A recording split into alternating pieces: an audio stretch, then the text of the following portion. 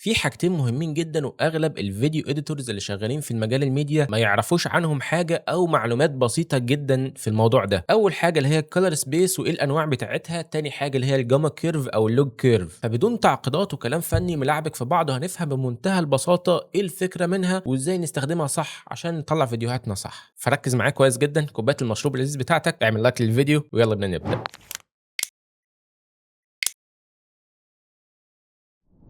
السلام عليكم ورحمة الله وبركاته، يا هلا والله أنا عمرو عطلة. بسم الله الرحمن الرحيم كده الفيديو ده هيبقى فيه شوية كلام نظري أكتر من العملي، ولكن ده اللي هيخلّينا نطبّق بشكل عملي كويس جدًا وإحنا فاهمين. فبداية كلامنا كده وأهمية الفيديو ده هو اللي هيحدد طبيعة الألوان اللي هتطلع من الفيديو بتاعتك، هل حقيقية وهل شبه الواقع فعلًا شبه ما أنت شايفها في الكاميرا وشبه ما أنت شايفها في البرنامج الediting بتاعك، هتطلع زيهم بالضبط والّا لأ؟ خلاصةً كده. فأول نقطة معانا اللي هي الcolor space. فهنا في عندنا 3 أنواع من الcolor spaces أو الstages اللي بيعدّي فيه الفيديو بتاعي. أول stage أو أول مرحلة اللي هي الcapturing device اللي هي الinput بتاعي، اللي هي ببساطة الكاميرات أو أجهزة التسجيل بتاعتنا. تاني مرحلة اللي هي مرحلة الintermediate أو الوسيط اللي هو بنedit عليه الفيديوهات دي، اللي هو ببساطة برنامج المونتاج. تالت مرحلة فاضل إن إحنا نطلّع الفيديوهات ديّة اللي هي مرحلة الdelivery أو الoutput بتاعنا. طيب خلّينا ناخد الموضوع واحدة واحدة. في مرحلة الinput أو المرحلة الأولى، الكاميرات بتاعتي بتصوّر بcolor space مختلف، فممكن عندي كاميرات زي كاميرات مثلًا الARRI كاميرات سينما بتصوّر بcolor space ARRI wide gamut. طيب تعالَ نفهم عندنا أكتر فكرة الcolor spaces أو الأطياف بتاعة الألوان. شايف المنظر اللي هو شبه المثلث اللي فيه curve شوية ده كده؟ الألوان دي أطياف اللون اللي بتشوفها العين البشرية أو دي الألوان اللي موجودة عندنا. لو بصيت كده هتلاقي عندك مثلثات، كل مثلث مكتوب عليه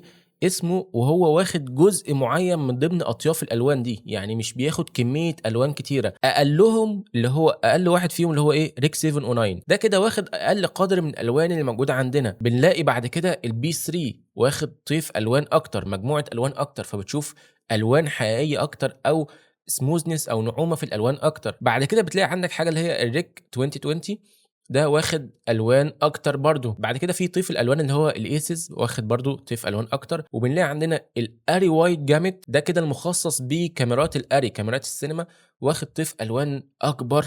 هتبص مجموعة الألوان بتاعنا بشكل أوسع أكتر. آخر نوع بقى اللي هو أكبر نوع فيهم اللي هو اسمه إيه دافينشي وايد جامت. طيب إيه الفكرة من إن أنا عندي مجموعات مختلفة أو عندي color spaces مختلفة؟ ده بقى يرجعنا إن إحنا عندنا 3 stages 3 مراحل بيمر بيها الفيديو بتاعنا.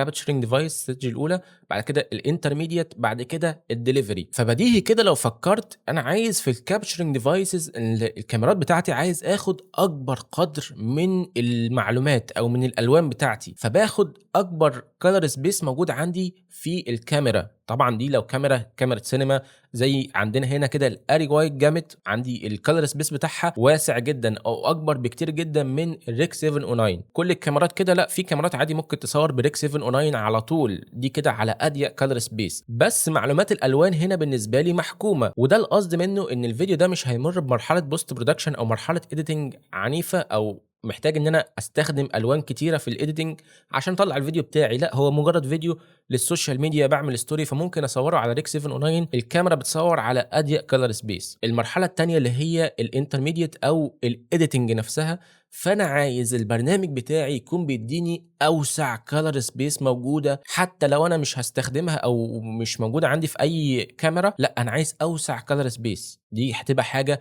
افتراضية من البرنامج عشان أبدأ أedit الألوان يعني بالسنتريك، كل لون أبقى شايفه مضبوط. تالت مرحلة بقى وهي دي مرحلة الdelivery، خلاص أنا مطلّع الفيديو بتاعي فهاعرضه خلاص على أي شاشة، فبتبقى دي أضيق color space اللي هي الREC 709 ودي الغالب أو الشائع في الexporting أو الdelivery لمّا باجي أطلّع أي فيديو بتاعي. طيب يا عم ليه المتاهة دي؟ ليه عاملين واحد هنا وواحد هنا وواحد هنا؟ ما كانوا عملوها مرّة واحدة على أوسع color space وريّحوا دماغهم وريّحونا إحنا كمان. كلام حلو جدًا وجميل وده يدل إن أنت مركّز جدًا ومصحصح معايا. بمنتهى البساطة الموضوع هنا متحكم في الcost أو التكلفة. لو أنا عملت شاشات بتعرض ألوان على أوسع color space فهتبقى تكلفة الشاشات دي عالية جدًا وغالية جدًا. غير كده كمان أنا مش هابقى متأكد إن الشاشات ديّة هتبقى متاحة عند كل الناس، لأن مش كل الناس هيبقى عندها القدرة إن هي تجيب الشاشات ديّة وتستخدمها في بيوتها أو استخدامها في المكاتب أو أي استخدام شائع في الحياة العادية. فأنا هنا مش هابقى متأكد إن الألوان اللي أنا هاعرضها عندي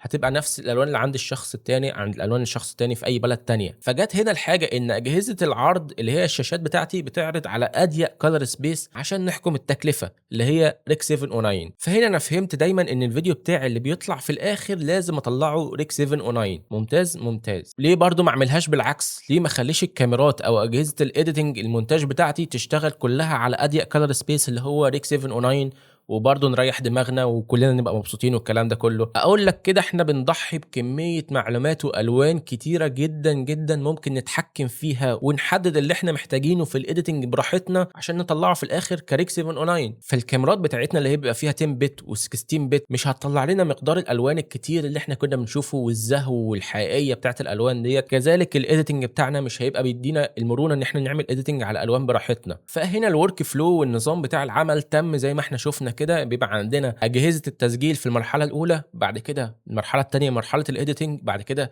المرحله الاخيره اللي هي الديليفري او الاوتبوت بتاعنا. كل المنظومه دي معموله لغرض واحد زي ما قلنا، ان انا عايز اشوف اللون بتاعي نفس اللون وانا شغال، نفس اللون وانا بعرضه على التلفزيون، نفس اللون وانا شايفه على الموبايل. والحد هنا ده كلام نظري بس، لما بتخش برنامج الايديتنج او برنامج المونتاج وانت شغال على فيديوهات اللوج، الفيديوهات اللي هي بتبقى شبه الصوره الفلات كده اللي مش متلونه او فيها كونتراست خالص، من اهم المراحل عشان تستعيد او ترجع الصوره بتاعتك تاني من الصوره الفلات ديت او اللوج بروفايل للصوره الريك 709. زي ما قلنا بص احنا كده بنحول ايه من صوره لوج لريك 709، احنا بنحول هنا كلر سبيس من نوع لنوع تاني. ففهمك ان انت هنا بتحول من كلر سبيس لكلر سبيس، وليه اصلا انا كان عندي الكلر سبيس بتاع اللوج دوت اللي هو البروفايل اللي هو الفلات ده في الاصل ده عشان انا باخد فيه كميه داتا او معلومات الوان او اضاءه او دايناميك رينج اعلى بكتير من ما بحوله على ريك 709. ده خلاص دي حاجه مطبوخه. لكن الحاجه اللي هي لسه خام اللي هي اللوج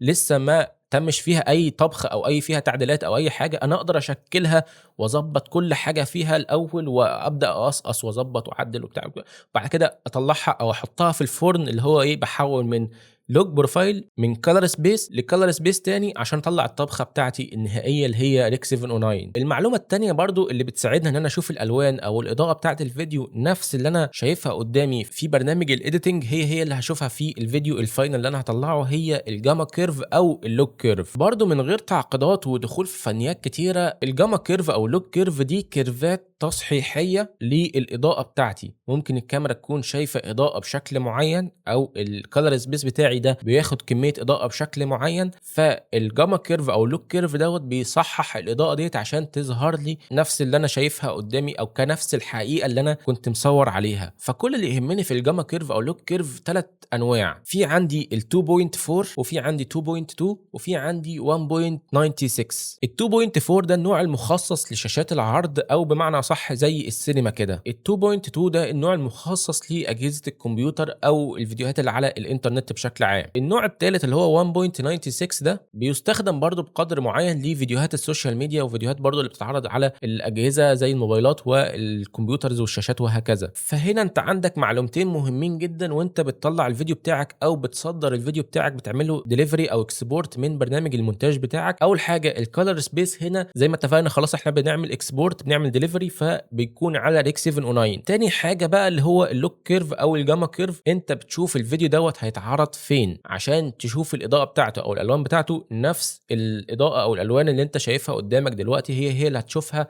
على الشاشه او وسيله العرض دي. فبص كده معايا في فيديو زي ده، لو جيت غيرت ما بين ال 2.4 وال 2.2 وال 1.96، بص كل نوع لما بغير من النوع للتاني للتالت بيحصل معايا ايه؟ بيختلف الاضاءه او الكونتراست بتاعه الفيديو. عايز تستزيد بقى وتستفيد من العلم بتاع الالوان وهكذا وخلافه، ده علم كبير قايم عليه صناعه الكاميرات وصناعه الميديا عموما. كنت سايب لك برضو تحت في الديسكريبشن في وصف الفيديو لينكات لحاجات كتيره او مصادر كتيره، بس انا يهمني ان انا اكون مطمن ان المعلومه وصلتك بشكل كويس. فلو وصلت لك المعلومه بشكل كويس اعمل لايك للفيديو عشان ده يعكس لي ان انت استفدت جدا من الفيديو، وما تنساش تعمل سبسكرايب في القناه اشترك في القناه عشان باذن الله مستني اشوفك الفيديو الجاي. انا عمرو عطله، السلام عليكم ورحمه الله وبركاته.